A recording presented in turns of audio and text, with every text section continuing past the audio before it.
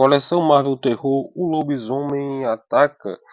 Essa edição, ela veio naquele hype que a Panini estava, né, seguindo de coleções históricas.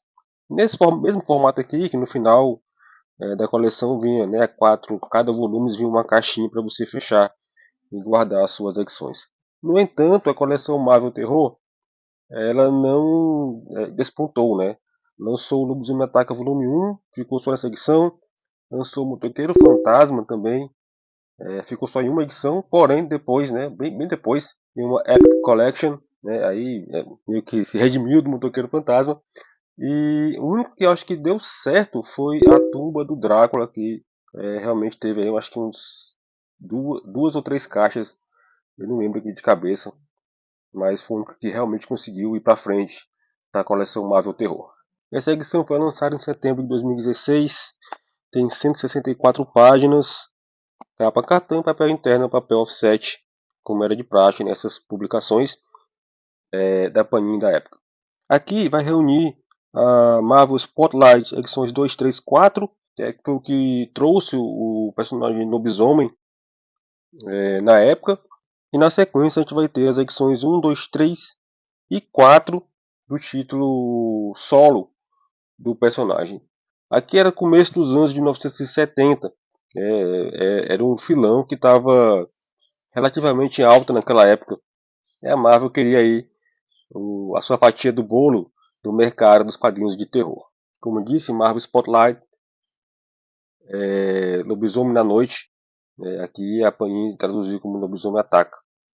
Essa primeira história tem roteiros do Roy Thomas, mas as histórias seguintes todas são do Gary Conway, com a arte do Mike Plug. Todas as histórias têm arte do Mike Plug. Cara, eu achei isso aqui. Eu não tinha lido.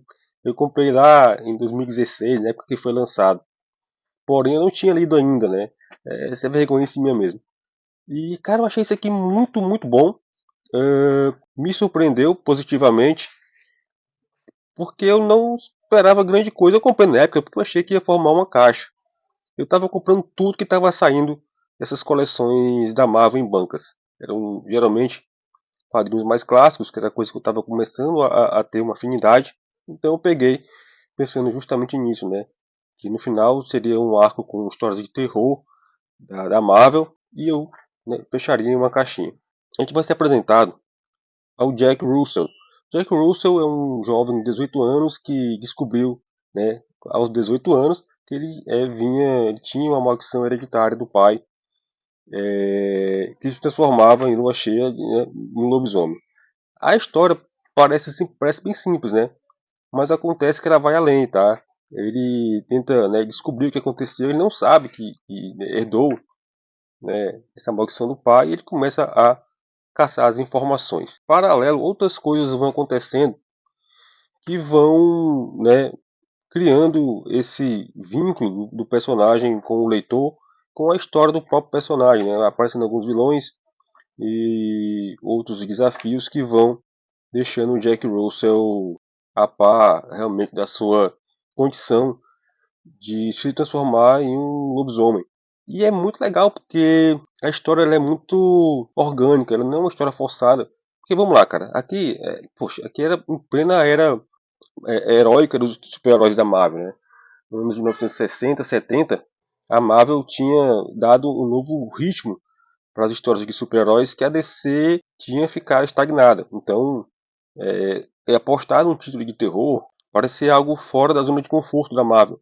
Mas se saiu muito bem, o Gary Conway escreveu histórias sensacionais aqui de terror.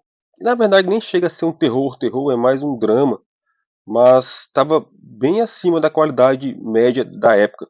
Até porque a arte do Mike Plug é uma arte mais Marvel, né? Mais heróica.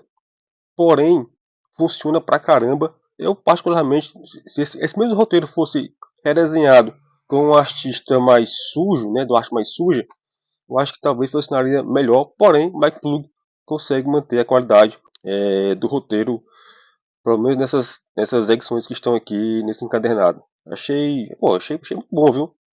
Melhor do que eu esperava. Inclusive, eu fiquei com vontade de ler mais sobre o Lobisomem Ataca, né? Mas a Panini não deu mais nenhuma chance para esse personagem. E eu acredito que não vá sair disso aqui. Curiosidade, vamos lá.